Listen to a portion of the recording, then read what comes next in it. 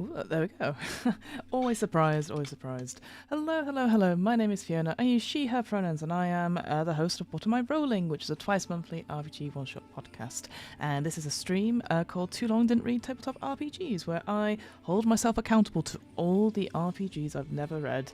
I have them on a Google hard drive, or I have them on my shelf, and I'm like, this is a stream where I'm going to sit down for an hour and a half to possibly 4 hours, depending on the RPG, and reading through a quick start or a very short RPG, talking about it sort of like pros and cons and like what would I do if what would I do to change it, but not only from a player point of view or a game master point of view, but also an accessibility point of view.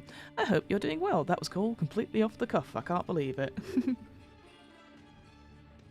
I hope you are doing well in this cold and still very dark times. It is freezing here in London, which I know people who are in the rest of the world watching this are going like, Fiona, it's fine, you can deal with the cold, but we're not used to minus temperatures. What can I say? I'm also a bit cross, which I appreciate. I'm not going to try and bring that energy into the stream at all, but I had a question that I posed to... I'm taking some online classes just now, which I'm really enjoying and really loving. And I had a question about an assignment, because I didn't necessarily agree with what it said, and I feel like as an educator, both in tabletop RPGs and in higher education, I just wanted to query it a little bit. And I got back just a one-line answer saying, because I asked, does this always happen in this? And they just went, yes, always happens in radio and TV. And I was like, but that doesn't mean it's right. And I'm very much trying to be not a social justice keyboard warrior, trying not to respond like that. I just thought it was just a very unhelpful answer or response to my genuine question, and genuinely not trying to cause any problems. I just didn't appreciate that. So I'm now gonna be that person that brings it up in the anonymous survey, saying like, I don't think my question was answered. Also, all these links are broken, and there's some spelling mistakes in this step. Which I know seems very petty, but when you pay for a course, all the links should work, right? And it should all be spelt correctly in the language it's given in. So anyways, take that energy out, throw it over there. Yes, what else is there to say? I had a very embarrassing thing happen to my bed. Nothing bad, but I don't know if anyone else has had this with mattresses. My cover of the mattress has split quite significantly, and I don't know how that happened. Don't worry, I flipped it over, so that's a problem for later Fiona to work out. Anyway, I hope you're doing well. Today we're going to look at a game called English Eerie 2nd Edition.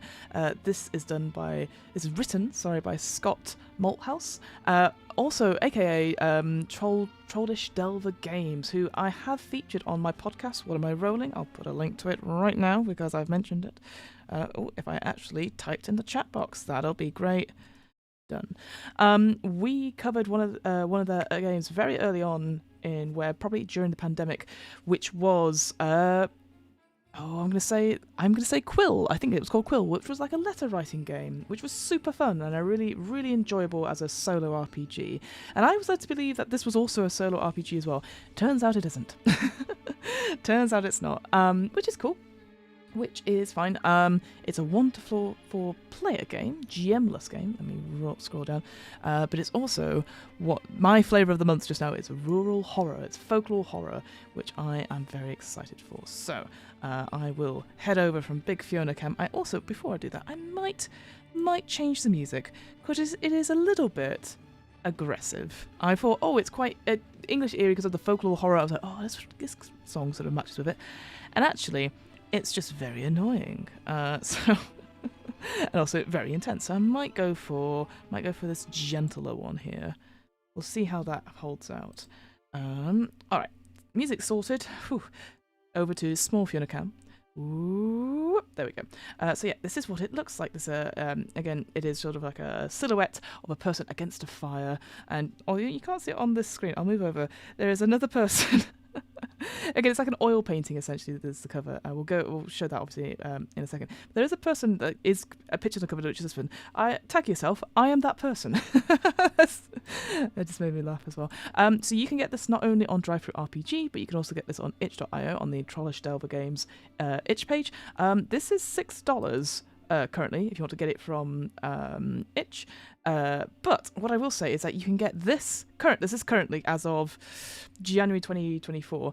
You can get this game and 124 other games. Oh, it actually says it there. Let me move that across. For $100, for $10 US dollars, because it's part of this bundle, the solo but not alone 4 bundle. And these bundles are great. I'm just going to click through to it.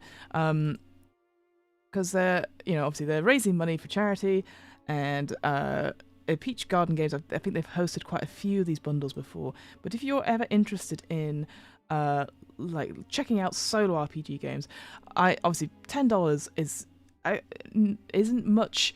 Obviously circumstances depend, but it's nice that you can get all these games just to read through. And usually these games are relatively short, and solo RPG games are such a great way to explore playing role-playing games without a group. One thing I want to say instantly by looking at this, look at that, Button King Games. Hello, Button King Games. That's awesome. So we covered one of their games called Drama Llamas really early on in the stream. I did not know they had another game. How awesome is that? Well, I will keep that one for later. Another game there that people might enjoy, no one ever was, is a Pokemon-themed game. You probably can tell from the image of a Pokeball in the thing, but anyway. What else we've got? We've got Roosting with Your Hot Chicken Boyfriend. Classic. Yeah, as you can tell, there's solo RPG games for every single kind of RPG games we would want. Dragon Dow's is also there from Hatchling Games. Amazing. Obviously we're massive fans of Hatchling Games here. Anyway, we're not talking about this bundle, but this is where you can get it. I'll put a link in the chat right now before I forget, just because people might be interested in knowing more. Check out the solo, but not alone for bundle here. And hopefully Nightbot won't shout at me. Nah, haha, take that, Nightbot. Anyway, enough of that. Oh, we'll keep that bumbling one for later. So, there is also a YouTube video. So yes, this particular game, English Eerie, I don't know if it was. It must. That's silly. It must have been featured if it's if it's on Dicebreaker. If they've put a video in it. But yes, there's a video that probably talking about. There was a review of English Eerie and recommending it, which obviously it's nice to have that on. I don't know what I'm getting to. What's the point I'm getting to there? It's nice to have Dicebreaker recognizing sort of RPGs that aren't. Much are indie and aren't D&D. Anyway, so here we go. I'm going to move in slightly. Ooh, enhance. We'll just read from here and we'll go down. Excuse me. Also trying to hydrate more. As well as what the class was saying about you should drink at least however many bits of water a day, need to keep myself moisturized in some way. I don't know. That's because there's no sun, so. Alright, so English Eerie 2nd edition, a rural horror storytelling game for 1 to 4 players, is a GM-less tabletop game of terrifying proportions, allowing you to weave your own haunted tales set in the dark English countryside. There is blood in the roots of England. Forgotten ancient things crawl beneath its surface, haunting its manor houses and creep within its woodland. Beyond the bucolic beauty of its rolling hills and quaint villages are sinister forces at work, and you're about to stumble headlong into them. I used to think bucolic was also almost like bubonic plague. That's how I used to associate with it. As a terrible word. So I don't imagine beautiful hills or anything like bucolic. I always think of pus. There's another word that has a similar thing for me. Condone is the same thing, where I think condone sounds negative, but it's positive. Because then when people go, we don't condone this, I'm like, you don't like it? Yeah. I always struggle with that myself. So, English Eerie uses the English Eerie system, so a nice brand new system for us to look at today, to help players solo or in a group to step into the shoes of a protagonist from a classic horror tale, like those written by the likes of M.R James, Arthur Machen and Algernon Blackwood. as well as the folk horror tradition. I'll admit I have not heard any of those authors, and I know if I look them up afterwards, I will probably I'll probably go, oh yeah. Using the scenarios in the book, you will uncover new disturbing clues, clash with other characters, and succumb to the dread forces as you delve deeper into their mysteries. The system automatically ratchets up the tension as you go, with your protagonist becoming more helpless as the tale progresses. Hooray! Alone by Candlelight. As a solo game, you are the protagonist, writing in your journal by candlelight over a series of evenings, recounting the day's events, just like those in the Great Tales of Terror. Yes. You create your own protagonist using a series of descriptors and prompts and bringing these into play as the mystery unfolds. Campfire stories. As a group, you can tell the tale orally or playing as a single protagonist. So that's why I did think it was like a solo RPG. It's one character. Turns pass around the circle as you describe the situation. React to cards pulled from the story deck and spend resources to determine the ending of the story. The book includes advice on safety mechanics. Thank you very much. Because your idea of horror might not be the same as everyone else's. The Eerie Engine. So to power the game, you will need to use a story deck, which can be a regular deck of cards, or the official English Eerie story deck. Each card is related to a scene, which is cross-referenced with a scenario to discover what new plot element unfolds. Every time a grey lady is revealed, the tension increases and decisions need to be made. The protagonist uses spirit and resolve resources to overcome obstacles and horrors in their way, but they must be spent wisely, for the fate of your protagonist hangs in the balance. Open game. So it's this is interesting. So it's released under a Creative Commons share-alike license, meaning that you can design and release your own hacks for the scenarios. Obviously, just accrediting where it comes from. That's awesome. Great to see that. English Eerie contains 10 scenarios spanning multiple centuries. Ooh. From stories of felled beasts on the moor, a haunted inn, a futuristic biome. Oh, cool! So it's not just the sort of medieval or English countryside. Nice. A dark god and more. There's plenty of content to keep yourself busy for many evenings. And there's printed card players and then some reviews. Fantastic. Well, already I'm intrigued, and I'm very glad, as always, that you don't have to get the official story deck. You can just use a regular deck of cards. Can I get to... I think I can just about get to my deck of cards, so I'll go grab one so that we've got one just to check on when we're doing the actual playthrough. Not playthrough, but looking at the mechanics. So as I said, I have looked through Quill, which, again, had several scenarios in the book that we could play through. And that one used dice instead of cards. And that was quite fun. You would take your time to write stuff, and then you'd roll stuff after writing it, crossing things out, and it would be about the language you used, the flourishes, and the quality of paper, I think, something like that. So that was quite fun. Anyway, we can see a bit of the spreads here, so we can see that it's a mixture of white and black pages, some text that is sort of obviously written, but also then it looks like almost like examples of diary entries, as well as some images there as well, like full page images. Right, with all that out the way, let's go and I don't know what I was going to do then. I was like, let's turn off Chrome and let's go straight to English Eerie. So what I've got, I mean, we're not, as I said, it's not a playthrough. We're just going to read through the actual RPG, and here is an examples of the story deck we've got. So this is on the first card. We've got an X card there, and if I zoom out a little bit more, you can see there's something called clues, which there's a couple of. We've got grey ladies, which was mentioned in that description. We've got environmental obstructs as well. Secondary character obstructs. Oh, okay, so those must be obstacles then. Secondary character harmed. Oh dear. And that's it. So we've got a couple of categories as well.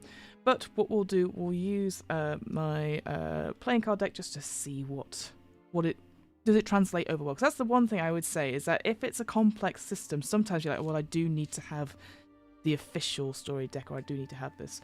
And if it doesn't work, you kind of anything that I find is a barrier to a game is just another sort of step in between you playing it as well, especially if you're playing it by yourself. But all right, so here we go. So this is front cover. The actual book itself is 60 pages long, which is not very long at all. It's a good size, and presumably quite a number of pages are going to be made up to be full image pages as well. Full page illustrations. That's what the word I was thinking of. And also a blank page. Always so. English Eerie 2nd edition. It is my belief that an awful law is not yet dead. And the Red Hand. Okay. Art is from the public domain. Also good to know. A Creative Commons license. There you go. And there you go. That's why I quite like it, is that it actually shows like what it actually describes what the Creative Commons license is. Again, not quite a few of the RPGs we've featured on this stream and on where they can be under a license of some sort, but they tend not to go into too much detail about it. Usually there's a link to the actual license. But it says here, if you are interested in what a Creative Commons Attribution Share Alike 4.0 international license is that if you wish to create or sell derivative work using the system, here are the requirements. We're going to credit Scott Malthouse, and include powered by the Eerie Engine in the credits. Trollish Delver Games takes no responsibility for any legal claims against your product, and text may not be directly reused, so you might need to copy edit it a little bit on that as well. That's brilliant. I very much appreciate that. And then there you go, powered by the Eerie Engine. So let's look at the contents page. We've got Blood in the Roots, Rural Horror, What You Need, the protagonist, setting up the game, story deck, playing the game, storyteller's advice, an example of solo play, an example of group play, playing safely, play sheets, and then the scenarios, which cover half the book as well, and then creating a scenario and future notes on play. Okay, so yeah, we'll go through much. We might have a quick look at the solo play and the group play. Again, it's weird. I do appreciate having examples to read through, especially if I get stuck in the main text. But I tend not to read them through on these sort of playthroughs, just because I feel like, I don't know. I like to try and work it out by myself. That said, we struggled with Gutwat Bamwan. Didn't really have much in terms of examples for that particular quick start. And what I'd say as well, like thinking after that stream as well, terrible pronunciations aside from myself, I was speaking to some people afterwards, and they were saying that particular quick start is one of many, like it's still very much work in progress, and the game designers have been very hard at work releasing like an update every 2 weeks, and that is incredibly impressive. Like literally updating the game, updating main core book with new things, and that's really exciting. But good God, it's like the UA from the D&D, just give us a bit of time to get used to it and give you maybe proper feedback rather than, I don't know, constantly reviewing stuff. But you know what? I can't fault the passion. Cannot fault the passion at all. So let's just dive straight into it. So, a horrible image of a skull. Oh, I wonder if... Nah, sadly no alt text, unfortunately. Again, I feel like my standards for accessibility have raised so high now, but ever since reading through Wander Home and them having alt text for every single image, maybe I'm just a little bit too much now, but it's fine. All right, so Blood in the Roots. Everyone can see that. I'll zoom in a little bit more just in case. All right, Blood in the Roots. From the heather-touched North Yorkshire moors, the rolling yellow fields of Somerset, England is home to breathtaking natural beauty. But this ancient land also harbours a veiled dread beneath the veneer of rural normality. A haunted spectral landscape whose dark tales have been offered in the corners of squat Tudor pubs on dreary nights. The English countryside is haunted. Stand in the quiet of a lonely wood as the leaves whisper their secrets in your ear, and you will realise that there is something not quite right here. The land is shaped by stories of gnarled hags who enter villages to steal away children, phantom coaches heard from the roadside, and black hell beasts roaming the moors for their next victims.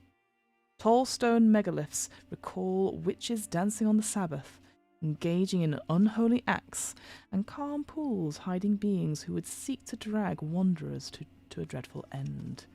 Ooh, yes, we're definitely getting those feelings of Vaesen here, huh?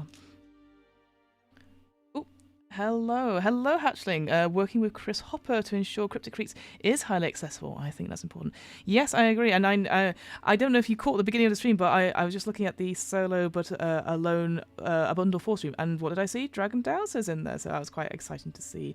I hope you're doing well. And yeah, it's so simple, the alt text thing, and it's something that I battle quite hard with my academics at my place of work, and it doesn't have to be too descriptive, etc. But if you're using a beautiful graphic to communicate that information, the least people could do is actually type in the alt text what the text is in the graphic. Because if that graphic doesn't load for some reason, or it's torn out of the book, or any of these things, then unless they're going to work it out from context clues, the players are not going to.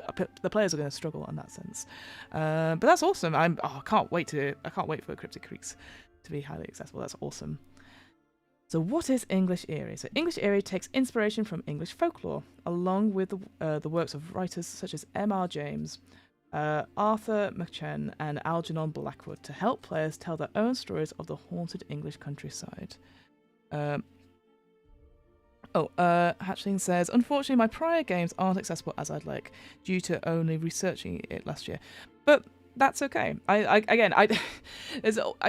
bonk people on the head with as much accessibility talk as possible. But I myself are not that accessible. These subtitles are not brilliant. They're free. I need to sit down and actually think about an actual plugin that actually captures it quicker and makes it a bit more accessible, perhaps. And the early ones didn't. These early streams, the music was too loud, or this didn't have subtitles at all. So I think as long as we're always aiming to learn things, and I'm sure I know what you're like, Rich. You're definitely that sort of person that will eventually go back and add alt text or something. So I think it's always something to work on, regardless of what it is. So don't you worry. We do what we can, right? Absolutely. So the aim of English Eerie is to tell your own tales of rural horror through the entries in your journal, just as many protagonists do in horror literature. Yeah, a big example that comes to my mind instantly is Dracula, which is a mixture of sort of diary entries and letters, and I think Frankenstein also does the same thing. I can't remember, unfortunately. The story deck will be the engine that drives your narrative, presenting scenes for you to flesh out and for your character to overcome, all of which is recorded in physical journal entries. As time goes on, tension rises and the horror is ramped up until the climactic end scene. There are 10 scenarios at the end of this book that offer you an inspirational framework to build a terrifying tale. Maybe if we've got time, we'll probably look at one. I'll be curious to see that futuristic biome that it had on the shop front, so we'll have a look. You can also choose to play this game in a single setting or to draw out the experience over a series of nights. I could recommend that, actually. Get really immersed in the theme and stuff. I've done that before with other RPGs, like when it's like a daily journal. The question is making sure that you sit down to actually do it and actually take the time for it. Because I don't know if it's easier for people to sit down and do like an RPG all in one go, or like a 3-hour solo RPG, or to try and find 10 minutes every day to sit down and do stuff, because it can easily get away from you. You can even play as a group with friends, preferably on a night when the moon is full and the wind is howling. Alright, rural horror. God, the black... to go from white on black and to black on white, I'm like, whoa, my eyes. When we talk about rural horror, we're talking not only about ghost stories and folklore set in the countryside, but the horror inherent in the landscape itself. Whilst many settings work for this type of macabre genre, there is something about the English countryside that makes it perfect for spinning ghoulish tales. There is a deep, unsettled history in the hills, woodlands and the valleys of England. One of ancient bloodshed, blood-fueled rites, and malicious machinations. A layer of folklore has developed this spectral landscape, so much so that you cannot go anywhere without recalling a story about an evil spirit living in a cave or being told about a phantom or two who haunt the halls of a stately home. To this day, you can hear the footsteps on the landing.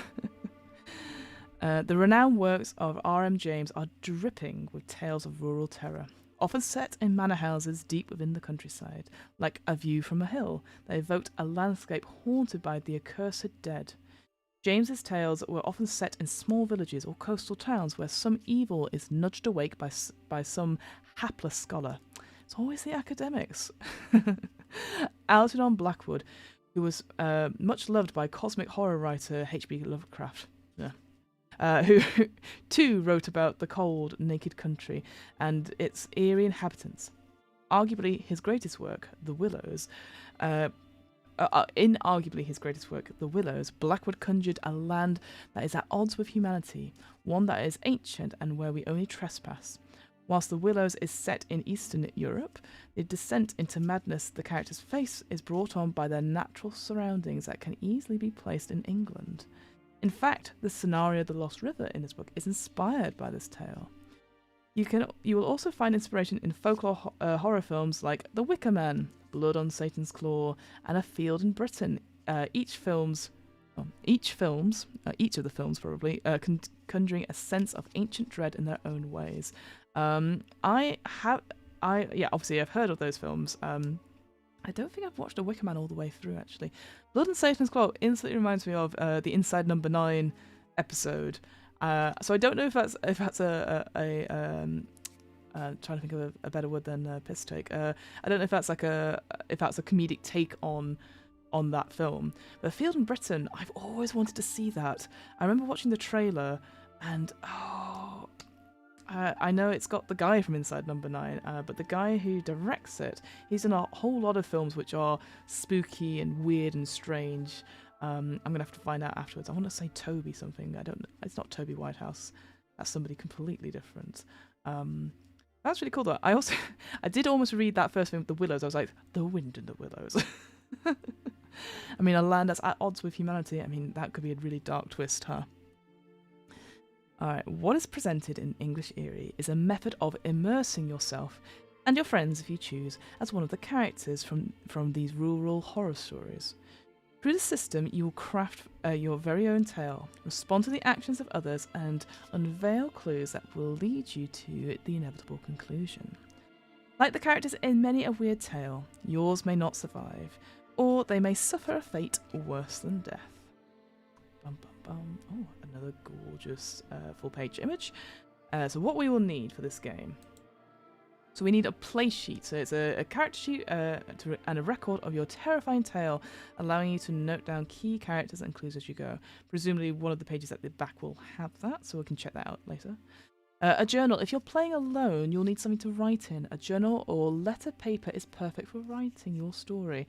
I know sometimes with solo games, people are either encouraged or often tempted to do it as a Word document, like an online thing.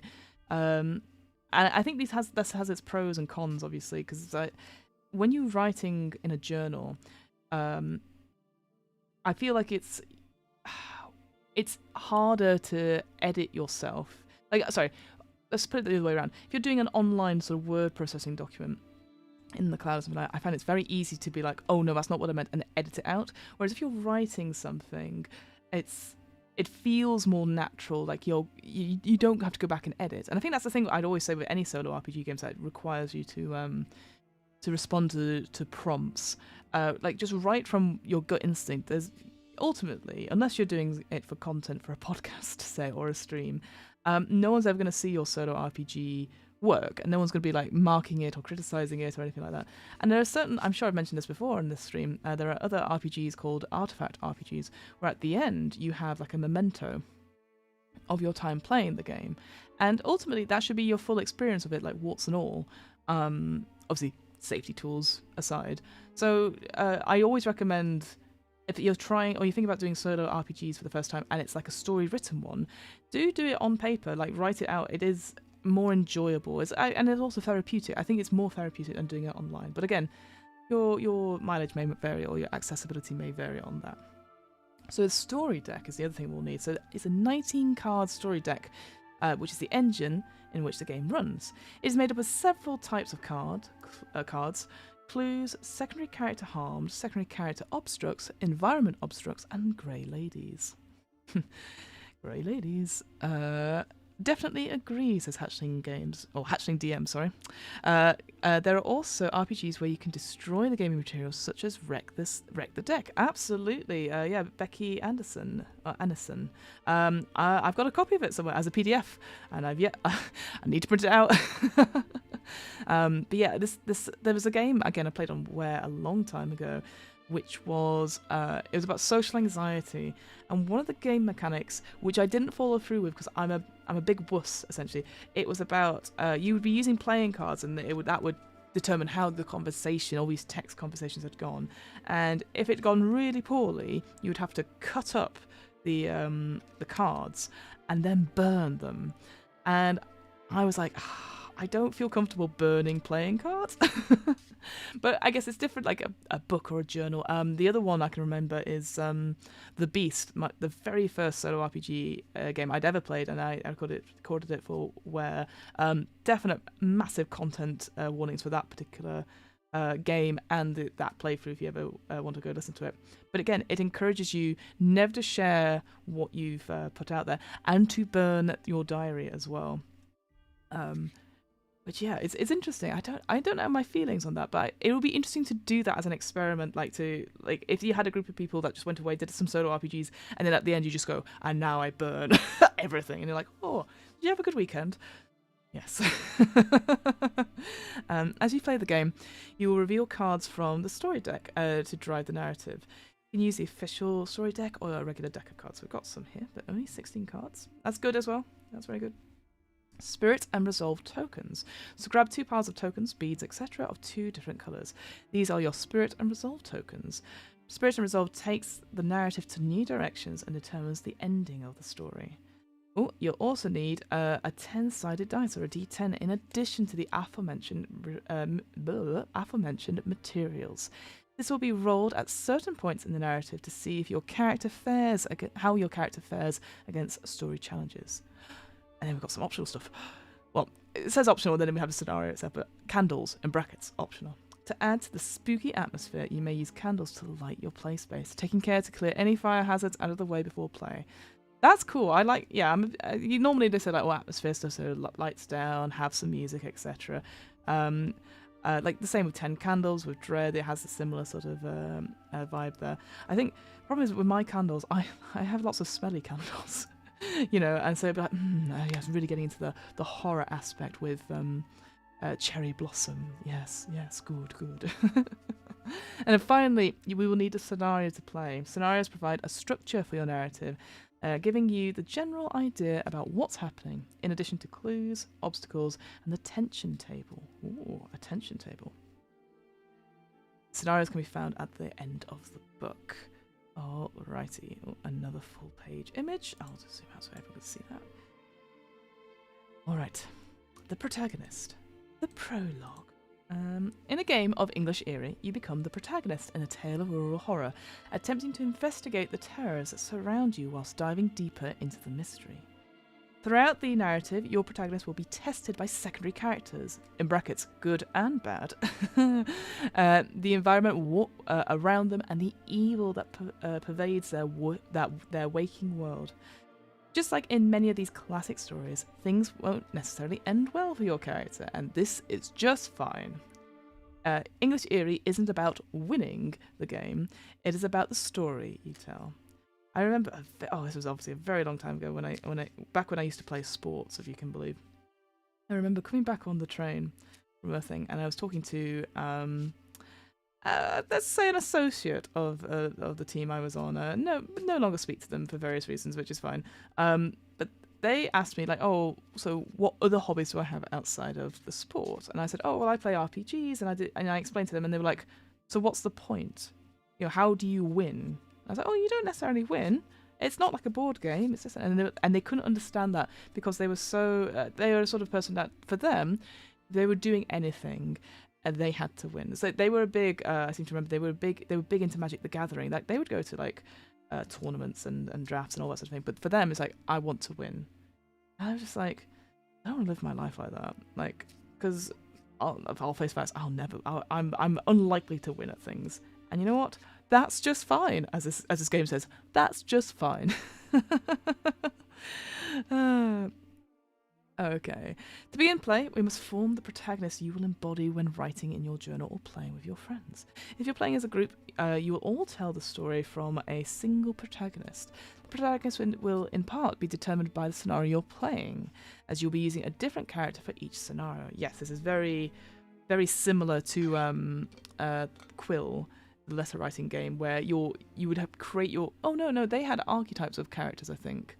That then you could apply it to each letter, I seem to remember. Alright, resolve and spirit. Protagonist has 2 attributes, resolve and spirit. These will diminish as the story unfolds, helping your character keep their wits and determine the final outcome of the tale. Resolve represents the protagonist's determination to continue forward, or onward, and to rationalise the irrational. Resolve is spent to help your character overcome obstacles in scenes, testing their mettle in the face of adversity. A point of resolve can be spent before making a roll to gain a +2 bonus to that roll, or can be spent after the roll to gain a +1 to that roll. Oh, I like that. It's a very straightforward, before and after, and obviously it's more beneficial to do it before, but it might not pay off as much. That's interesting. So it says here, players may spend any number of resolve points, but they must choose to either spend them before or after the roll. They can't do both. That is very fair. But you can spend any number. I'm sure it'll tell us how much we start with in a second. Spirit represents your character's thoughts, feelings, and physical well-being. As spirit is reduced, your character falls into a spiral of horror, doubt, and self-harm. Nope. It's because I read spirit and harm together. I was like, what? And harm. Ending a story with 0 spirit does not bode well for your protagonist, being either sent mad, killed, or worse. Each attribute has a number of points. To determine this, split 10 points between each with a minimum of 3 in each. So, for example, 6 in resolve and 4 in spirit. So interesting. So you could have like a lot. You could have up to say 7 spirit. So you're pretty hardy, maybe probably quite rational in the face of what you're seeing. But then if you keep failing checks, you can only spend up to 3 points then. So that's sort of split from before. I would probably be a little rascal and put 5 and 5 in each, because I don't like changing. I don't like changing things, and let's go for that sort of equal sort of split in the points. So fleshing out the protagonist. As stated, this scenario should give you an idea of what your protagonist does as a career. On your play sheet, you'll find a place to add details about your protagonist, including their name, occupation, short background, defining features in brackets 3, and fears in brackets 3. You're playing in a group, go around the table and let each player come up with a detail about the protagonist. About the protagonist. In brackets, you'll be narrating the tale from a single protagonist, even as a group. Each player should come up with a feature or an object that defines the character, such as a camera or long scar, up to 3 in total. Similarly, different members of a group should come up with their fears. Place the play sheet in a place where everyone can see it and refer to as the story plays out. So we'll read some of these examples, why not? So say we're going to play the scenario The Beast on the Moor. The scenario states that you are an intellectual in the year 1907, the future, which gives you a steer on who your protagonist could be. You decide that she is a well-to-do woman, a classic scholar from Cambridge called Hetty Lowry. What a great name Hetty Lowry is. I like that. She always wears her mousy hair in a bun and wears lots of primary colours. As her background, you decide that she has decided to take a break from her academic career for a few months after the stress has sent her into a spiral of panic attacks. Her 3 defining features are her hawk-headed cane, a crucifix necklace, and a revolver, in brackets, stolen from her father. Finally, you determine her fears. You decide that she's scared of blood, bats, and loneliness. Tag yourself. It'd be nice to have another B there. bogs. Bloodbats, bogs.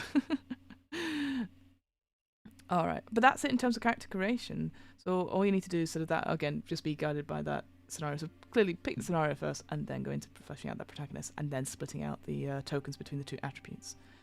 So setting up the game. So the English Eerie uses a deck of cards to help the story unfold. This is a story deck. There are five types of story elements in the story deck. We've got a clue, something that uncovers more about the mystery. We've got secondary character obstructs. A character other than the protagonist hinders the investigation. A secondary character harmed. A character other than the protagonist is harmed physically or mentally. The environment obstructs. The protagonist is hindered by the environment in some way. And finally, we have a Grey Lady, a special card that increased the tension of the narrative. Oh, I've got some examples here. Fantastic. Oh, there's an example of the play sheet there as well. So yeah, there's the story deck. Here is the examples of a narrative track. Oh, I see. So you'd be able to like do it like a big spread of what's happening like day by day. Nice. And I see the X card being used in this example here at the bottom. The play sheet as well. We'll come to the play sheet presumably at the end. I'm a bit like, oh, there's lots of empty space there. Why is it not more simple? Anyway, so let's see. Putting the Grey Ladies aside, shuffle all the cards together. Split the deck into 3 piles. The first 2 piles containing 5 cards, and the third pile containing 6. Put a Grey Lady under each pile. Then combine the piles in your story with the largest pile at the bottom. So that would be that third pile. It doesn't matter. That's if you're using a story deck. But if we're using it with a regular playing cards, which is what I'm going to try just now, you can play the game just as well with an ordinary deck of cards. Take 3 queens of any suit. Those are the Grey Ladies. Okay, so I'll do 1. Oh, that's a jack. Where are you, my queen? That's a joker. When was the last time I shuffled these? It's king. Oh, they're all hiding at about 2, 3. Okay. And then take the 4 5s. Take 4 5s and 6 of every group. Okay, well, 7s and 6s. Okay, yeah, we'll get onto that. And then follow the deck setup as above. When using a regular deck of cards, each suit represents a different element, a story element. So we've got hearts are the secondary characters harmed. Oh, there's a little gap there. Can't edit it, it's fine. Clubs, the second character is secondary character obstructs. Diamonds, environment obstructs. And finally, spades are clues. So, interesting. It goes, so it's going off the suits rather than the number per se, but the queens are going to be, yeah, and queens are the Grey Ladies. I understand. I get it. Okay. Choose a scenario. There are 10 scenarios in the book for you to choose from. Pick one you want to play. If you're in a group, a player may have made their own scenario to play. Very unlikely. They'll go, I just want you to pick Fiona. If you're playing solo, you need a journal to write in addition to a lit candle if you have one. This latter element is for atmospheric purposes. The game should be played in the dark by candle or lamplight in the quiet of night, where shadows dance on the walls and your imagination can take you into the dark, unsettling places. Resolve and Spirit. Take your Resolve and Spirit tokens and deal out the required number for your protagonist. For example, if you have 4 Spirit and 6 Resolve, you would deal out 4 Spirit cards.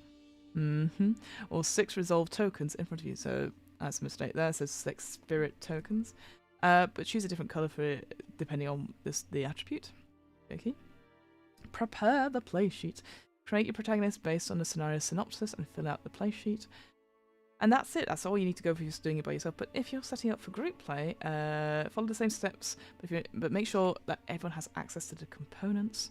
I guess it would be the same as well if you was online as well. In group play, you don't need a journal as you will be narrating the story between you.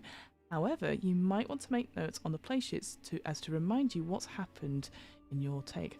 Oh, so this could be a really interesting stream to game then, if you think about it. If you had a VTT that had either the story deck or you could use it as a bit of cards, having someone take the notes maybe someone, because obviously it's a GM-less game, but somebody, maybe the person who's introduced the stream, etc., could take the notes.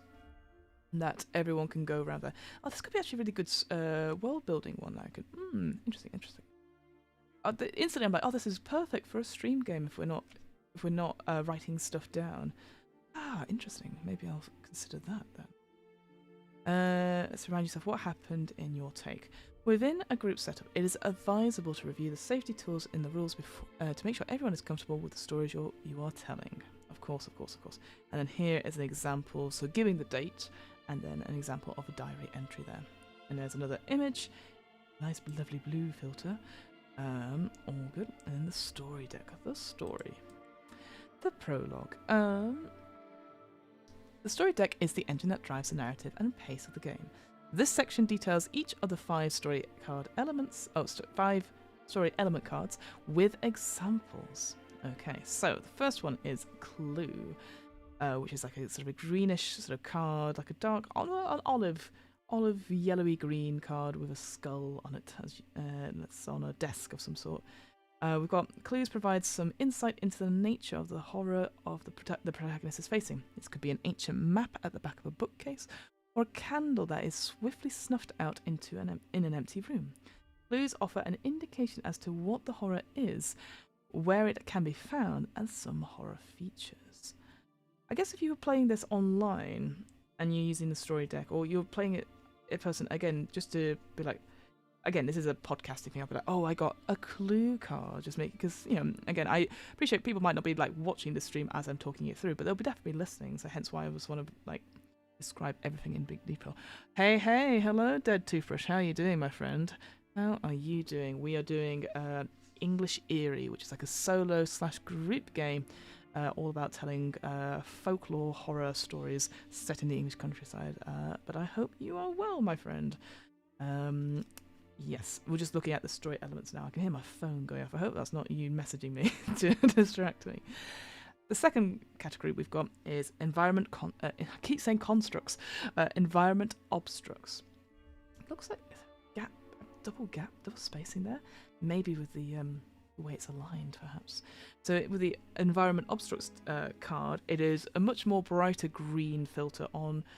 I assume it's supposed to be like some sort of tree, like some gnarled tree that's like in the woods, and at the bottom there's like I'm gonna say a young stag, maybe a young buck going off into the woods. But it feels like there's something else in the tree. I can't put my mind on what it is. Maybe I'm just seeing things. Environment obstruct cards reflect the power of the landscape or unfortunate occurrences that aren't directly brought about by other characters. This could be a wild boar on a rampage, or simply a thick fog, say that right, descending over the protagonist.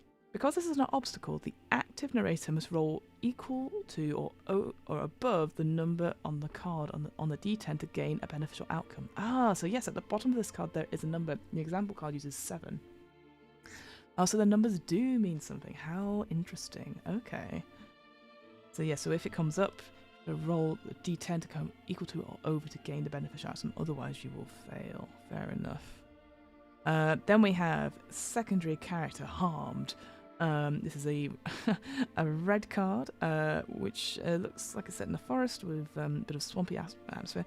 I will say that it maybe is a bit hard to make out. I obviously don't have the cards here in front of me, so I can't tell you if it's easy to make out or not.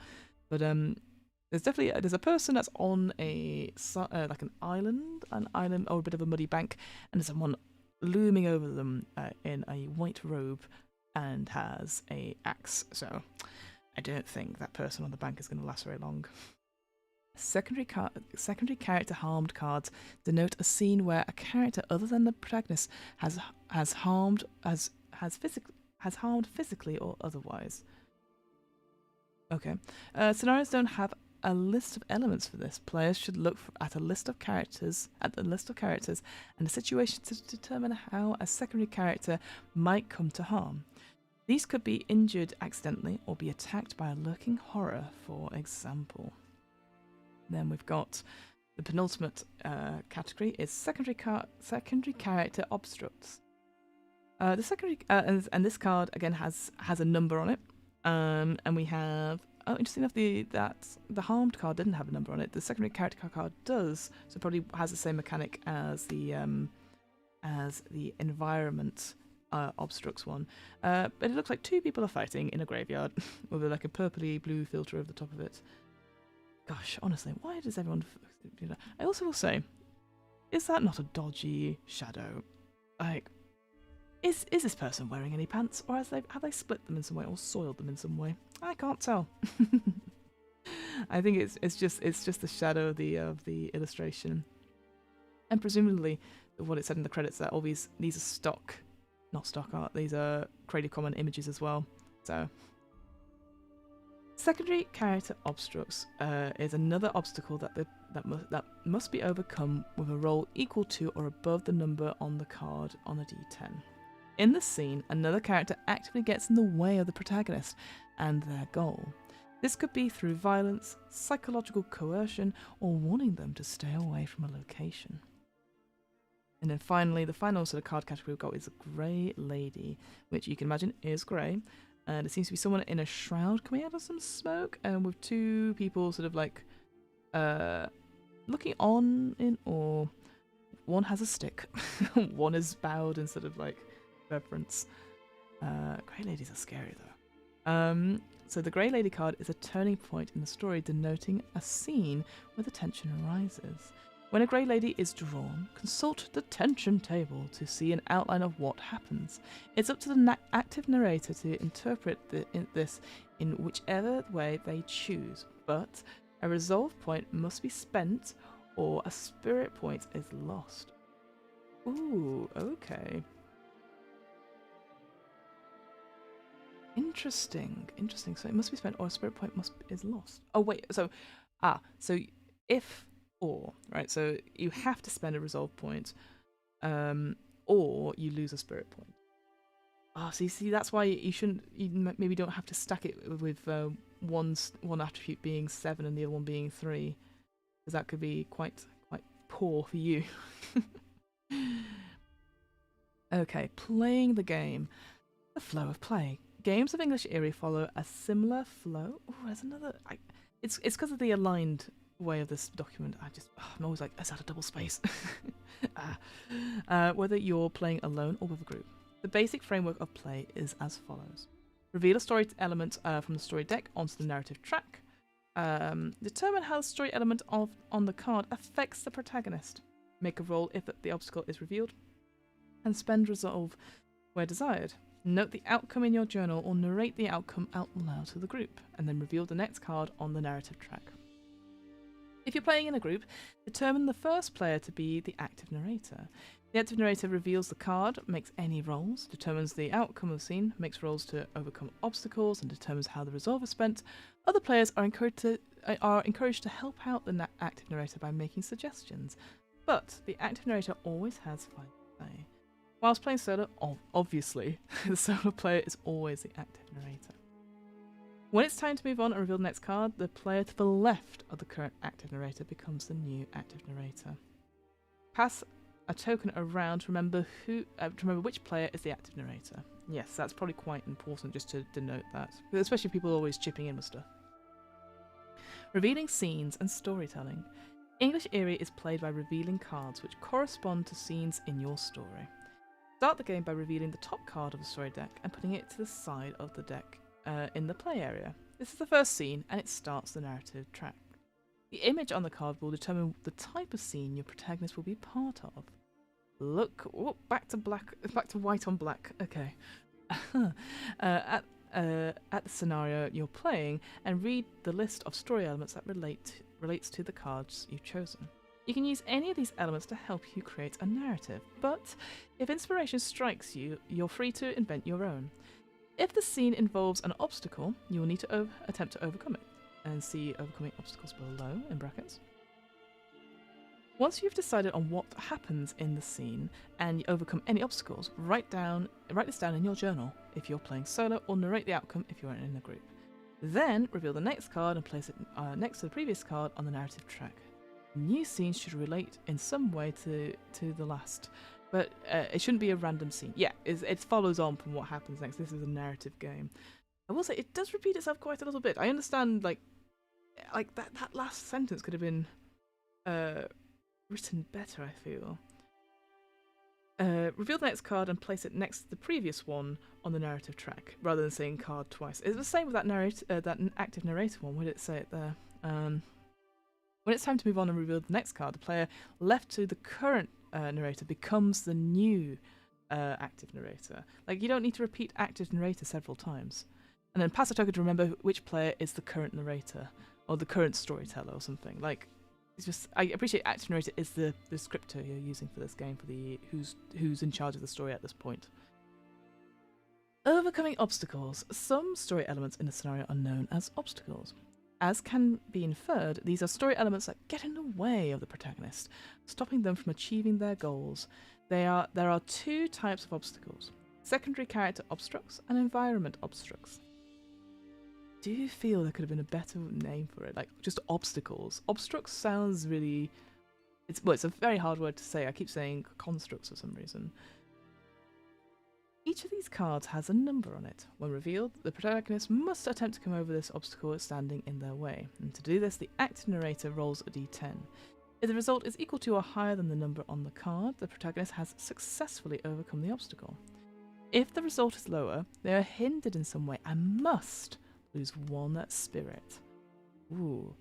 A hindrance does not mean a complete halt to the narrative. Rather, it presents a new problem for the protagonist. The player may spend a point of resolve as detailed in the previous chapter to help overcome an obstacle. If you're playing in the group, the active narrator has the final say on spending points. Duplicate cards. Some chance will have it that you will reveal two of the same cards in a row. I'm gonna sneeze. Am I gonna sneeze? Can't tell. I hate it. This is usually fine, but the narrator can choose to hold the duplicate card and draw a new card for the narrative track.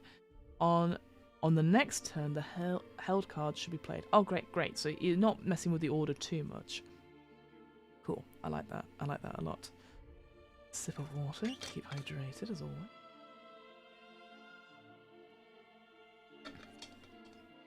Okay, time comes for us all.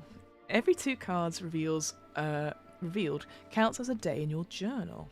Okay, that's cool to know that as a structure. The only time that isn't the case is when the final Grey Lady is revealed. Oh, we only have 3 of those. The last Grey Lady represents an entire day in your journal. If you're playing solo, it is recommended that you play the game over a series of real nights to give you a chance to ruminate over the story and come up with new ideas throughout the day. This also adds to the immersion of the game. My immersion. Oh god. Black text on white. It's just again, I understand why they've done it. It's a very cool thing.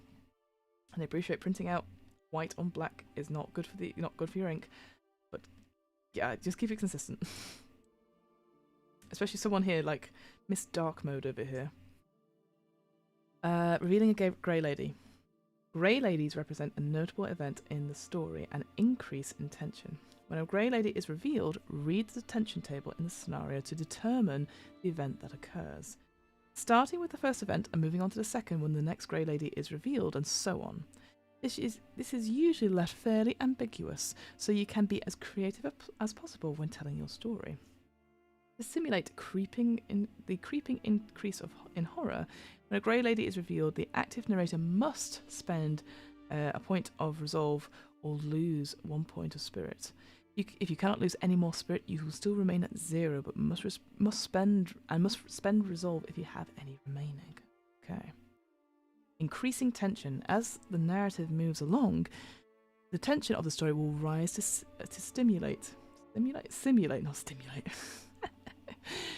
simulate the protagonist falling deeper and deeper into a realm of terror and things becoming ever more hopeless for them. In the game, this is known as increasing tension. For every Grey Lady on the narrative track, add 1 to the target numbers of any obstacles. Oh no! I don't like that at all. I love it. A scene with a card number of 6 would increase to 8. Wait, why? Why? It would increase to... Oh, if there were two... so I didn't read the full sentence. So a scene with a card number of 6 would increase to 8 if there were 2 grey ladies on the narrative track already. Because of this, failure is more common as the story progresses. Okay. 2 grey ladies. Ending the scenario. Every horror story must come to an end, and rarely does it ever happen happily. Once the final grey lady is revealed and the scene is resolved, count up your remaining spirit points and refer to the spirit table in the scenario. Ah, yes, so this is very similar to the Quill RPG game, the letter writing game, where at the end you would count up your points, what you had gained throughout writing the letter, and then you'd compare it to a table of like how well you did or how well the letter was received. I think that's what they say in that one. This will tell you how you can wrap up the tale. Generally, if you have spirit left, you will be presented with a more positive ending, but if you have 0 spirit, you will be doomed. There is no bad ending, just the ending there needs to be for your story. Feel free to change the ending based on your table. Based on your tale, sorry. The spirit table is only a suggestion. That's nice that you're not locked into, like, it has to be this. It reminds me a little bit when we talked about Fiasco and how the game itself is cracking, great scenario stuff, but it is of its time. Certainly those climax tables at the end, or the outcome tables of like the epilogue, aren't. They're in language that I would not be using today. Let's carry on. Oh, another image. This time in a yellow filter. Nice. Storytelling advice. Okay, so we covered the main mechanics there of the game. That's taken us. It was just over an hour, and it probably doesn't help with me gossiping at the beginning. But let's carry on. We're only about halfway through the book, but again, I know half of this book is a scenario, so we'll look at one of the scenarios for sure. Storytelling advice using the play sheet. There is a very good reason for fleshing out your protagonist before playing. All those facets written on the play sheet should be mined for inspiration during play, making it easy to understand how your protagonist may react in a given situation, allowing you to keep a constant character throughout your tale. Bringing fears into play. Good horror stories are often about the fear of the unknown. Whether it's the Wendigo of Blackwood's... sorry, I was going so titular. No, it is titular, isn't it? Story, or the little people that Machen wrote about. Your protagonist is created with 3 fears. These could be anything: a phobia of spiders, a fear of the dark, or being terrified of being alone. Well, where do you start with me, huh? During play, you can mine these fears to bring your protagonist further into the story. I think for this, always, again, being sensitive, certainly if you're doing group play, anything with claustrophobia, because you know at some point, it's almost like Chekhov's gun, right? Chekhov's teeny tiny passage that you have to get through at speed, right? As soon as you say claustrophobia as one of your fears. I'd even put in some more... I'd probably go away and do some research. I know Call of Cthulhu has like a list of like particular phobias and fears for their sort of mechanics. Obviously, we're not going to go into Call of Cthulhu today. At some point, we will. There's one which was like the fear of the colour yellow, which I absolutely love. I can imagine putting like some really wild fears in, and then just going from there and seeing how you'd go for it. I mean, what fears would I put in? Off the top of my head, I feel like claustrophobia would be a good one. Maybe birds, just because they react quickly. Birds, and I don't want to do another creature. Fear of that, and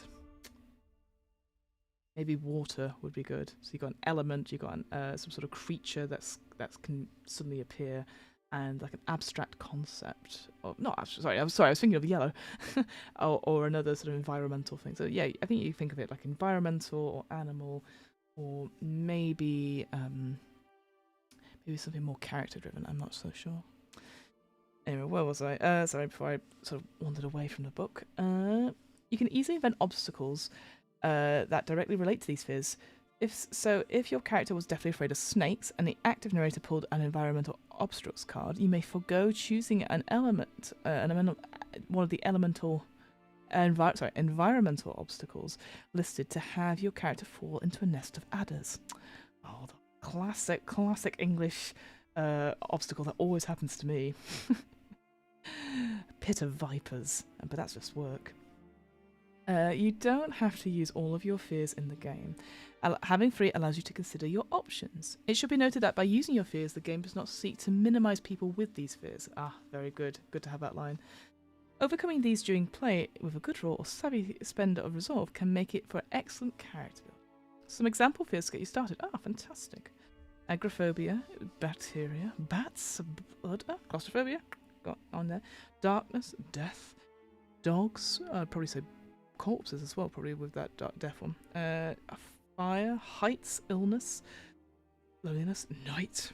What's the difference between night and darkness? I guess darkness is more open to like dark spaces in the day. Rain, snakes, strangers, sun. I hate the sun. Technology, yes, technophobe. Thunder, touch. Ooh, that could be an interesting one. Like touching your hand or touching your skin. Or touching some other texture that you don't like. Trees and water. Using defining features. In English Eerie, defining features can be anything that sets a protagonist apart. This could be something as inane as always red's red, or to carries around their mother's ashes. Alright, how's your mother? Oh, my condolences. Each feature tells you a little something about your protagonist. If they're carrying around their mother's ashes, could they be harbouring guilt? Could they have issues letting go? You can always ask yourselves these kinds of questions during play to build out a scene and how they may react to a given situation. Defining features with emotional weight can often be more interesting than a utilitarian object, like a revolver. If you do want your protagonist to have a useful object, think about the emotion behind it. Perhaps it's an antique revolver passed down from your father, or maybe it's a gun you've used to put down your ailing dog. Oh no, not woofsy. Then again, a defining feature could give a good excuse for your protagonist to get into trouble. Perhaps they're terribly clumsy or a habitual liar. Consider features that will grow narrative fruit ripe for the picking during play. Alright, going on to narration tips. So drawing a blank. All the best storytellers have writer's block every now and then, and sometimes you just can't think of a good idea even with the prompts you're given. If you're playing alone, the solution is very simple. Take a break and come back to it. Your journal will always be there when you need it. If you find yourself stumped in a group, then it's easier still, since you can ask everyone for their ideas. Don't think that as the active narrator you need to come up with a pitch-perfect narration for a scene. Build one with the rest of the group. It's one of the joys of playing with others. It's likely they will have ideas that you would have never considered. Consider the era of play. Scenarios in English Eerie are set in different periods, demonstrating that the terror in the roots of English landscape is far older than us humans can conceive. You don't need to be a historian to play, but consider the time the scenario is set. What might be the common fears of the time? What are the technological limitations? By all means, remove any unsavoury parts of history that you don't want to explore if you wish. Thank you very much for that permission. But considering the time the scenario is set can help enhance the immersion even more. And then we go on to an example of solo play. So I'm just going to zoom out a little bit. We don't have to look at this. Again, I think we've pretty much got what the structure is, which is pretty good.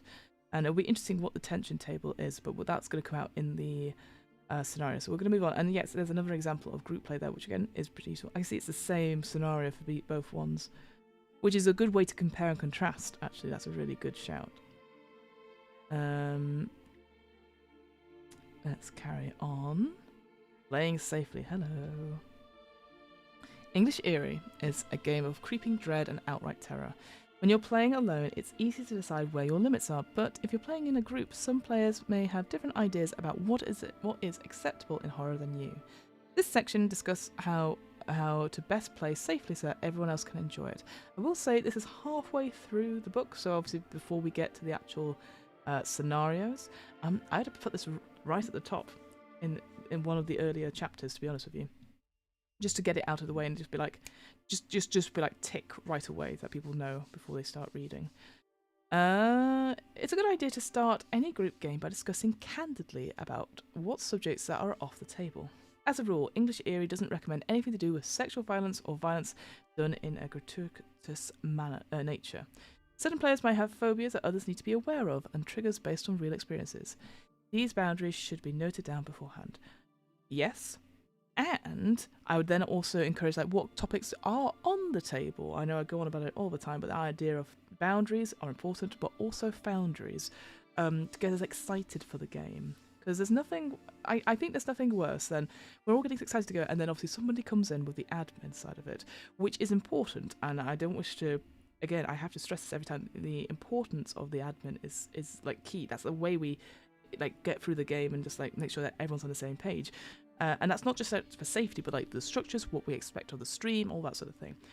But my god, I've sat in many health and safety meetings. I've sat through loads of HR stuff, and it is disheartening, right? It draws the energy out of the room that you had, because you're not a bad person, and you want to make sure that you take care of everyone. So instantly I always bring back that foundries thing of like, what's something that you'd like to see in the game? What topics are on the table? Do we want to have a sudden but inevitable betrayal by one of the secondary characters that we'll set up? And certainly in a game like this, which is GM-less, but everyone is going to take an active role in like actually saying one of the diary entries out loud, then I think we need that. We need to have that along with the play sheet. We need to be able to have an active thing of what story beats we'd like to see in the scene. And if we can like go, oh, this could tie in quite nicely with the card that I've just drawn, then that makes it just for a much more exciting and a much more tailored experience of gameplay for something that's so narrative like this. X card. So we've got one of those X cards in the English Eerie cards. It's that one there, which is great. A useful tool originally created by John Stavropoulos for flagging if anything in the scene is upsetting to a player. Yeah, pretty much it's just we got to stop this now and come back when we're ready. The active narrator. So this could be interesting. Yeah, as a GM-less game, what do we do? You don't have to give any explanation as to why you've used the X card. Absolutely, you don't have to justify it. The active narrator, though, should edit the scene as that has been X carded, and the players discuss how the scene could play out. So yes, so it's not just on one person to change it all. But yeah, I like that, just to clarify, certainly in a game like this, like it's the active narrator that has to edit the scene, but all the other players could be like, oh, right, let's help out here, because yeah, it's a collaborative game, so it makes sense. And make sure you've explained the X card and how it's used. Of course, you're not forced to use it in your games, but it's highly recommended, particularly when dealing with horror themes. And then finally, we've got debriefing. It's a good idea to check on everyone to make sure that they're okay. Some ideas. Some people might be a bit too nervous to make their concerns heard, may not use the X card when they would have liked. You can even do this during the game after a particularly horrific scene. Take a break and grab a drink and let the group decompress before diving back in. Yes, and yeah, definitely always check in at the break if you have a break. The debriefing afterwards, I mean, a system that I've used, or what was introduced to me by Girls Run These Worlds, is the Stars and Wishes thing, where it's a way to give feedback in a nice way that everyone can contribute to without necessarily pointing out all the things. So a star is something that you loved in the session, that you really enjoyed. It could be something that you yourself has done, or something that in general you'd be like, I loved all of it, that's my star. Stars for everyone. Or a wish is something that you wish to see in the future games, or and it's a way to be like, oh, in future I would really rather see more development on this rather than on focusing on combat or something like that. I'd love to explore more of this. And it's just a subtle way to give feedback not only to the person that's facilitating, but to everyone to work towards it. And I just think, yeah, I really like that, and it's a way to properly decompress from a session, really think through it. And also I feel like the person who is the GM could be around afterwards to, well, different because this is obviously GM-less, but the person afterwards can go through anything. Yes, there's another long image. And here's the play sheet, alright. Oh, it's on two. Alright, so it's on two sides. Session notes. Oh, that's such an odd image. Sorry, I'm going to say this right. Well, let's start with this one. So we've got the play sheet, which is like, it's an image of bits of paper which has the number of resolve points and stuff at the top. Yeah, I don't think you need that that background of like. I understand what it's doing, with the sellotape as well. Like it's basically like a crumpled piece of paper that you put in. So again, very evocative if the play sheets were that. You also don't. I don't think. Well, I understand why you actually would put the name of the game on the bottom of it as well. It just there's lots of blank space around it. I would just make that as a box, to be honest with you, like several boxes that you could cut out, and then you do not need. Oh, this drives me absolutely nuts. When it says scenario notes, and it looks like it basically is a picture of a notebook stuck onto a white background. Just make it bigger, like an actual drawing. And also, I know it's a PDF. It's not form fillable, and there was no download, certainly from itch, to have it as a downloadable file to have this. So it loses points there, unfortunately. Another image, and then we have the beginnings of our scenarios. So let's go through the scenarios overview. So each scenario is split into sections called story elements. The first story element, the active narrator reads its synopsis, which outlines the situation the protagonist finds themselves in, showing where the tale takes place and the era it's set. Do not read the tension table or the spirit tables before you're supposed to. The former being when the Lady Grady is drawn, and the latter being when the story reaches its conclusion. So we have locations. This section lists possible places where the scenes can be set. It's not exhaustive, and you should feel free to invent your own locations. But if you're stuck, check out that section. Secondary characters is a list of characters that form the narrative, along with a brief description of their personalities. Whenever a secondary character harmed or a secondary character obstructs, use this list to choose which would be logical for that scene. The one thing I'd say, just instantly coming up from this, is that what if you start the game and instantly you get like second character harmed twice in a row? I know there's a way to like pad it out, but you've not really explored. If it's really early on, you probably haven't met any of the characters. And maybe, again, it will probably say in the scenarios, it will be like, you have lived in these parts for many years, and now you have time to check out this folklore, perhaps. Yeah, I wonder if you have to have. Actually, otherwise you ruin the engine that way. There's no point in like a second character has to be introduced by the obstructs card first and then harmed. It doesn't work like that. I don't know. I just feel like killing off a secondary character before meeting them might be a bit tricky, perhaps. But I don't know. You make it like, the guy that was supposed to meet me here has died. Yeah. Clues. This is I'm gonna sneeze. No, I'm just gonna write it out. This is a list of clues to choose from when a clue scene is revealed. Yes, sneezed. Environmental obstacles. When an environment obstruct its card is drawn, consult this list to see how the scene might play out. Then secondary character obstacles. So that's the same thing, but with a secondary character obstruct card. And then we've got tension tables, which is listed in orders 1 to 3. So these are like the 3 beats we get for every time that Grey Lady is drawn, and consult the number corresponding to that. Fair enough. And a spirit table. Once the Grey Lady scene has been resolved, refer to the spirit table based on the amount of spirit your protagonist has remaining. Only look at this at the end of your tale. We're going to spoil a bit of that. Right, and then it goes on to. So it's nice to have a quick breakdown of what the scenarios have to contain. So, and it looks like they do 2 pages. I'm gonna. Ooh, I can see that there's detox. The date is 2017. All right, well, might go for that one. So I'm gonna look at the other 10 scenarios. But another date there. The inn. I like it. It jumps around quite a few of the times. England's Dark Vines. Oh, that's a great name. The date is 2020. Ooh. I like how some of it is modern day. That's cool. Oh, of ancient times. There's the biodome one. Cuckoo. Oh, that one sounds fun as well. No, I've already picked that first one. I don't wanna spoil this. Don't wanna spoil. All right, let's go to that first one. The not the Beast Mauler one, but the not the Lost River, the Detox one. So I'm going to read out the little scenario, little synopsis at the top. So Detox. The date is 2017. You are reluctantly joining a friend on a trip to a digital detox camp in order to go back to nature and leave any tech at home. The camp is situated in the Yorkshire Dales. in the springtime in the middle of nowhere. After arriving at the camp, you are greeted by the charismatic George, who presents himself as a self-styled spiritual guru. Whilst he seems quite eccentric, he is harmless enough, or so you think. So locations we have that we could use are food cabins, sleeping cabins, a woodland, woodshed, and the lake. Second character, we've got 4 secondary characters that we could have here. We have Gemma Watson, who's a lifelong friend who recently found her spiritual side. She's quite naive and has gone along with fads for as long as you can remember. George, you don't know his surname, or if he has one, but he has a winning smile and a gentle demeanour. He is warm, welcoming, and clearly loves his work. However, there is something about him that there's something about him that just doesn't sit right.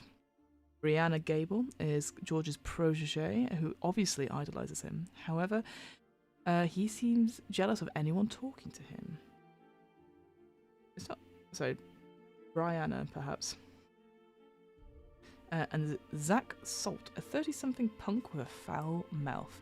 He has a tougher outer shell but wants to improve his life. He often spends time on his own. Cool. And the only thing I'd say, just on the top of that, would be nice to have other pronouns other than she and him. That's the only thing I'd say. But again, you could change all these anyway. So clues. A book called The Bringing of Rains, written in what appears to be code. A machete. A scream from a nearby wood. A buried femur. And a bag of dried mushrooms. Oh, we can get some probably drug-related things onto this as well. Environmental obstacles. We've got a deep dug-out pit. We've got a heavy downpour. A mad ram attempts to gore you. A falling branch from above. And poison food. Then we've got character obstacles. Secondary character obstacles. A character confronts you about looking at George like that. A character strikes you with the blunt of a hatchet. Oh no. A character steals something from you. A character breaks down in a sobbing fit. And a character attempts to kill another character.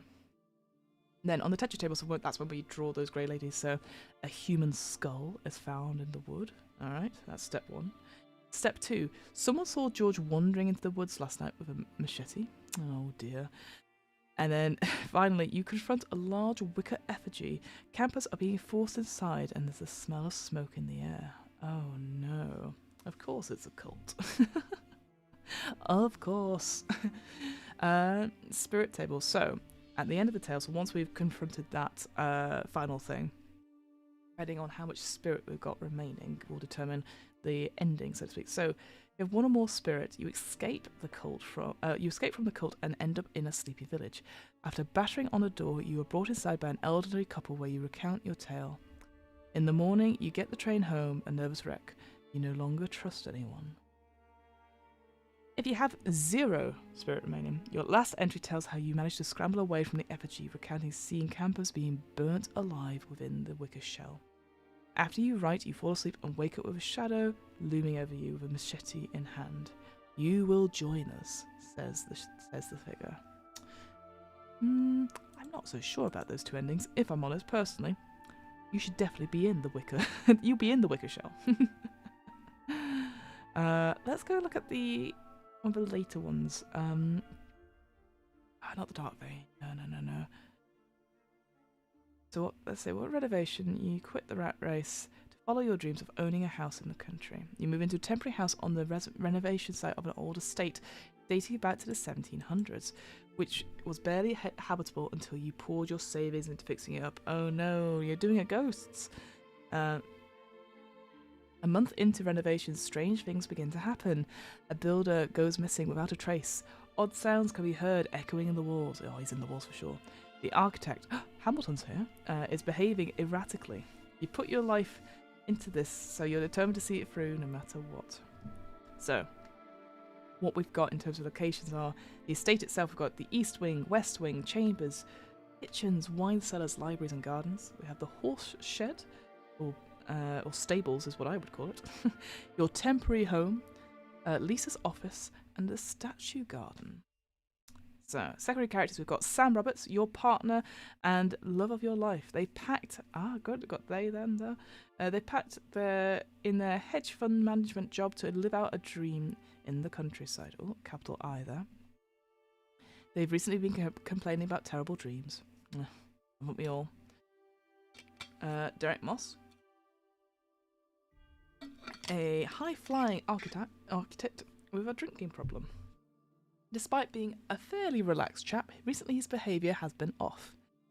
Lisa Henry is the foreman on the project. Despite being married, she has eyes for Derek. Oh dear. Bob Chappell, one of the builders, his best friend, another builder on the project, has gone missing and he wants answers. And then we have Dawn Lockett, a TV producer who is in talks with you to create a show documenting the renovation. She's staying near the grounds for a month. Her job is on the line after a number of screw-ups. So clues we have a false wall disguising a hidden chamber. We have voices inside the walls. Blueprints that have been scrawled on in blood. Oh no, what? You've ruined them. Dimensions of a room that aren't what they should be. And Gothic scrawlings and the words of demonic summoning. Environmental obstacles include the floor spontaneously ignites, the overpowering stench of brimstone, electrical cables going haywire, the ceiling collapse, and of course the carpet of rats. It's another feature of this particular manor house. So obstacles for the secondary characters. A character puts himself in imminent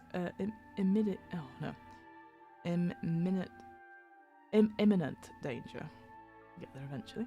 A character tries to force feed you something grotesque. Oh no. A character is inconsolable. A character delves into demonic magic. Oh, why would they do that? And then finally, a character transforms into a beast. Texture table we have, after one grey lady, we've got a magical tome is discovered bound in human skin. Disgusting. 2, we have a half-man, half-goat is seen in the building. Also no good. And then simply, the third and final grey lady, a demon brings about hell on earth. Hooray. So our 2 outcomes we have. Excuse me. If you have 1 or more spirit remaining, the beasts of the pit have claimed the house for their own. Oh, they could take it. With all your wits and resolve, you avoid a hellish fate, either by harnessing magic to seal away the devils, or simply getting out. You see, technically, devils and demons are different in D&D, but it's fine. Years after the ordeal, you can't count the number of priests you've seen, but none of them can console you. Very few believe your story at all. And then finally, if you've got 0 spirit remaining, a doorway to hell has opened, and the denizens of the pit crawl forth. All humans in the vicinity have been either transformed into hell beasts through magic, or have had their souls dragged to hell. You face down a guardian of hell itself, and you know it's where your story ends. If only it were that simple. You feel your soul leave your body as you plunge into the inferno. Bum, bum, bum. There you go. So those are 2 out of the 10 kinds of scenarios we have here in the English area. Yeah, very straightforward, very easy to encourage group play, and probably just very easy in terms of tropes to pick up on. I will say it's the same thing. We've got 5 locations, 4 secondary characters. It's 5, 5, and 5. And obviously, I know it says all these are just inspiration stuff. Oh, I'd have more, but I would affect the story deck. That's why. Oh, tag yourself. It's me. And then we have creating a scenario. Let's go for it. So, once you've experienced all the scenarios in this book, you may feel the desire to concoct your own eerie scenarios. Fortunately, this is a simple task, and in brackets, and a lot of fun to do. Here's some tips on just doing that. So, we're going to write a scenario for this. What does it say? So, think of a broad theme. The theme forms the overall field of your scenario and will help you choose its ingredients. Many rural horror tales are about the ancient, unknown things or the folly of humanity when it comes to up against knowledge it can't comprehend. You might use folklore as a theme, or cults, or jealousy. I would recommend,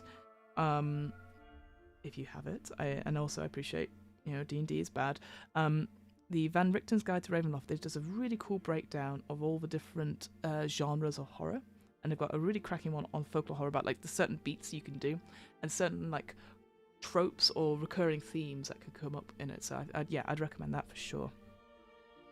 As a way to sort of look at this, because I feel like you could have like cults or jealousy. Like cults always comes up quite a bit, but maybe you're going to have supernatural spirits that are enticing young children away. There's always children involved in these sort of horror stories, but again, your mileage may vary. The setting, so stories in the English area are always set away from an urban environment. Urban locations are safe. That's where people are who can help. Nature is terrifying and solitary. It's a gap there again. Small villages, grand manors, haunted woodlands, whispering marches, and crumbling churches are all good examples of settings. Oh, a good crumbling church, absolutely. I can think of like Lady in Black would be an absolute cracking example, as would Turn of the Screw, also a good example. Whilst it's English Eerie, you don't have to set your scenario in England at all. There have been some great stories told in Spanish and Californian wildernesses as well. As well as I guess there's also Stephen King books as well that do similar things in Maine. As well as the place, think about the time the scenario is set, as well as what it could mean for the overall story. Medieval England is going to have a very different feel than a Victorian or futuristic era. The antagonist. So the antagonist in English Eerie doesn't necessarily mean an evil person or creature. Rather, it's the force at the heart of the mystery. This force should be harmful to the protagonist, but it should also be hidden. An antagonist could be a monster from folklore, a pagan cult, a ghost, or simply a terrifying location with probably increasing rents. Creating a cast. So secondary characters are vital to a good horror story. Think of between 4 to 6 of these and give each of them a quirk, which is italicized. These are aspects that define that character. They could be constantly drunk, an anarchist, or obsessed with crosses. Tag yourself, I know which one I am there. It can also help give some of your cast relationships with each other to help drive the narrative. They may be arguing spouses, illicit lovers, or a jealous ex. Tie them to your overall scenario framework, but leave things open for interpretation. Rather than stating that someone is in league with the antagonist, perhaps they have a clue that could be interpreted as that. Then we go on to the tension table, so each element in the tension table will inevitably happen during your tale. Your first point should be something that gives a small hint as to the nature of the antagonist. Claw marks in the door, a strange smell coming from the basement, oh no, a voice in the darkness. The second should be even more extreme of a clue, upping the stakes, such as a character going missing, a glimpse of a creature, or discovery of a new location. The final point is the showdown. The antagonist reveals itself, the horror manifests. There is no going back after this last tension point arises. The protagonist's world has changed irrevocably.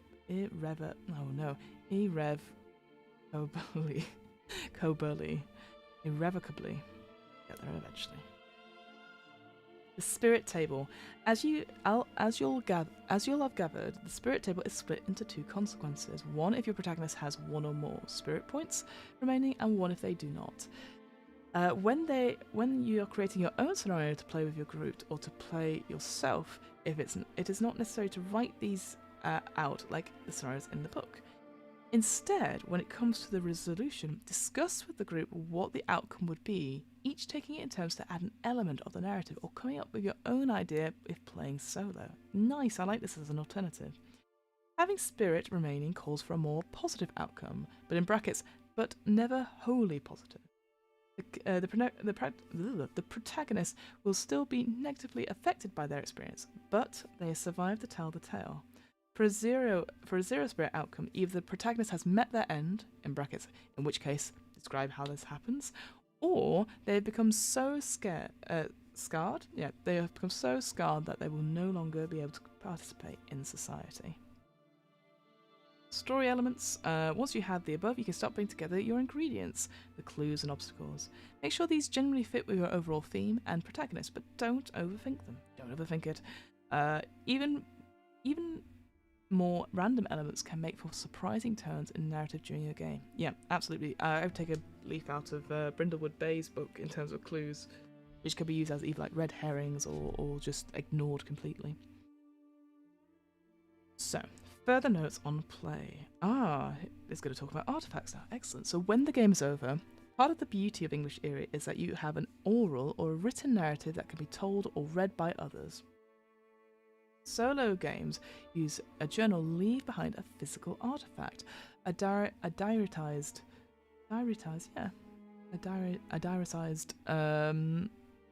a diary story that feels like directly out of an M.R James's story. You're encouraged to write in prose, perhaps with a fountain pen, to help create this final illusion of the tale that has escaped fiction and has come to live in your home. If you want to take this further, take photographs and newspaper clippings that could fit in with your tale and tape them into your journal. Write down lists of address, fake phone numbers, and other notes to make you feel like you've genuinely delved into a mystery and recording everything you've found. Turning this game into a kind of LARP, in brackets live action roleplay, can be a lot of fun. This is kind of what Don't Play This Game does with Parable Games. It is supposed to be like you're creating this living, like documenting this journal way of doing stuff, but you could also pass it on to someone. So this could be something that you could pass it on. Yeah, I think you could definitely pass it on to someone and use, and carry on like almost like a legacy type thing. That'd be quite cool. Using props. In a group game, you can enhance the mood with the use of props, particularly when playing historical games. Looking at some of the clues beforehand can give you inspiration for your props, such as a dagger, newspaper clippings, candles, tarot cards, or clothing. That way, when a clue is found, you can pick it up and pass it around, enhancing the mood and immersion. Yeah, I agree with that. And finally, before it goes on to the final page, setting the mood. Lighting can be incredibly effective when playing alone or with a group. Candles or a lantern in a low-lit room can send shivers up your spine as you watch the shadows dance on the wall. Don't forget music either. Background music can help with the mood and tension. Scenarios set in the 1800s can be accompanied by some haunting classic melodies, whilst early jazz like Jelly Roll Morton fits well into the 1920s. Oh, nice. Alternatively, there are many chilling soundscapes that can be found online to set a creepy atmosphere. I think that is it. Cool. Alright, that was English Eerie. Let's head on. Ooh. Oh, go back. Let's head on back. Right, let's think. What are our overall thoughts? So, dead straightforward system. I instantly am like, oh, this actually would be a really cool online game to play with friends. And it's very simple, straightforward. All you need is a VTT with the cards and stuff and set them up beforehand. That, again, a little bit of prep for that. That'll be fine. And then just go live for like a 2-hour game of with a break in the middle. Yeah, I think that's really cool. I would say maybe what's missing from this particular thing, it would be nice. Like, I know it gave some examples of like, here are free authors. Here are some films that have the same sort of vibes about it. I think I think you should have. I think any book that is about a particular genre needs to have a list of like suggested readings or films or TV, just because certainly films or TV, like you can go up and watch like a Field in England, the trailer after this stream, and go, oh, I get what the vibe is instantly from watching that film. Especially, and the same with music as well. Like that list of music, or as many chilling soundscapes. I mean, I would suggest one or two, maybe link out to them as well. Again, I appreciate they might be taken off online, all that sort of thing, but I think giving some examples, like it gave, roll function motion, was that last one was called? Jelly Roll Morton, sorry. Alright. Yeah, which is a good shout, but it'd be cool to have some more, for example. And yeah, I like that, having that suggestion. Sorry. Someone's just gone out of the flat, and it was like, that's a really loud way to go out of the flat. What was the other thing I was going to say? A little bit of copy editing I think is needed. It's a tiny bit, because it does repeat itself in places, but again, there's no problem with like repeating stuff. I definitely redesigned that play sheet 100%. I think it's straightforward enough, like it was very easy to read aloud, so obviously the information goes in quite quickly. There's a lot of white space, there's a lot of the spacing around here. So maybe I'd consider maybe upping the font a little bit. I definitely would make a choice about whether we're using white on black pages or black on white pages, just for ease. Especially if you're printing this as a design. And yeah, that's it. But I mean, to be fair, hats off to Scott Malthouse. What a cracking, simple, interesting way of doing this sort of storytelling. Straightforward, and I could easily teach this sort of game to someone or to a group of people within sort of 10 minutes. We're all going onto a stream after doing Lands and Veils and Foundries and Boundaries. And I like how, like, okay, yeah, it is English Eerie, but what if we could set it in the wilderness? You know, I'm actually thinking of, there's that book by Stephen King called The Girl Who Loved Tom Gordon, which is set in like a national park in the US.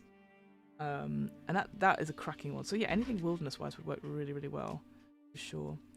But that's it. That's all I have time for, I'm afraid. I've got to go get ready for some recording. Let's go back to big Fiona screen. So that was English Eerie. Just gonna pop that in the chat. Yep, go check that out. You can get it on TrollishDelverGames.itch.io. It's also on DriveThruRPG. It's just $6, or you could try out that solo but not alone bundle. That's just going to be out for a little. It's going out of the flat. Okay. What else? What else is there? Well, tomorrow we have. I looked it up before. I looked it up before I came online, and I've completely forgotten what's coming up tomorrow in the actual play, and I'll read through RPG. So let me just go and check. Thank you, Nightbot, for finally updating. I appreciate it. We have tomorrow. We've got, of course. How could I forget? Tomorrow is Orbital Blues, by Soul Muppet Gaming, which is about sad space cowboys. If you love your Cowboy Bebop, better come and check that out. I'm going to do that because I'm doing it for a secret project that I can't talk about. So come check that out. I've read it before. I really love it. And then on Friday, because unfortunately I have to be in the office on Thursday, I'm doing a game called Dialectic. Dialectic? I'm going to find out how to pronounce that before the stream, obviously. Which is about language and how it fades from a community, which is fun. And then finally on Sunday, oh yeah, Sunday, hooray, it's going to be a new stream. It is Agon, which is like it's published by Evil Hat Productions.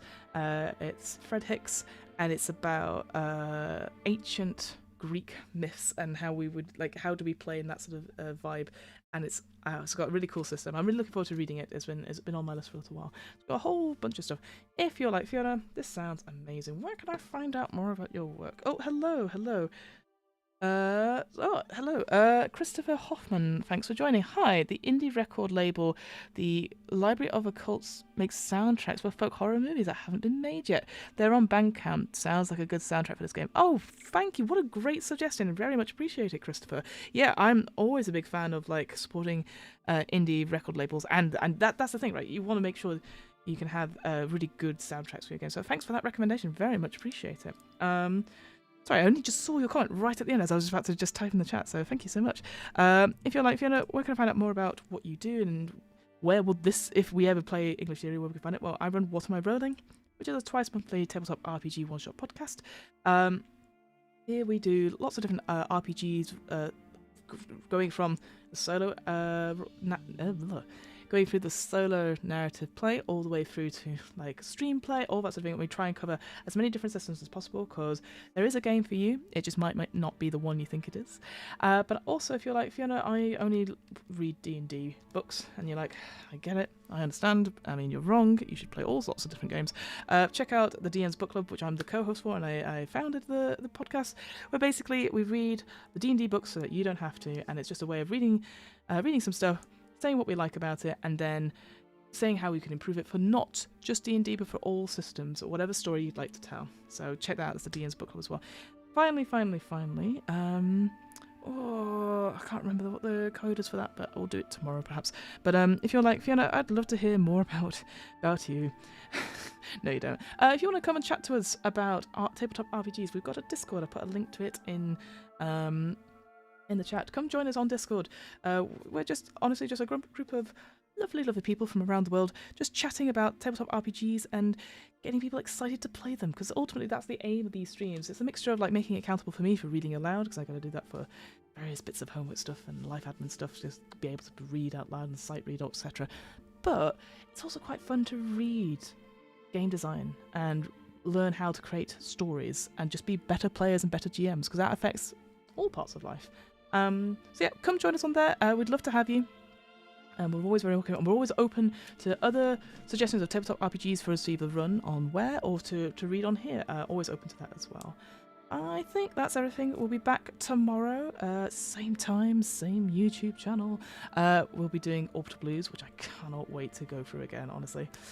We again, a little peek behind the curtain. I had to make a character for a game recently, and I'm super hyped for it, and it's a beautiful book. So yeah, come join us for that.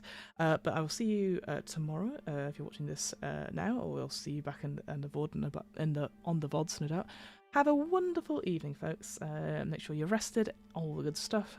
Enjoy gaming if you're doing that, and yeah, I'm gonna go pick the button which says end of stream. Thanks so much, and we'll see you next time.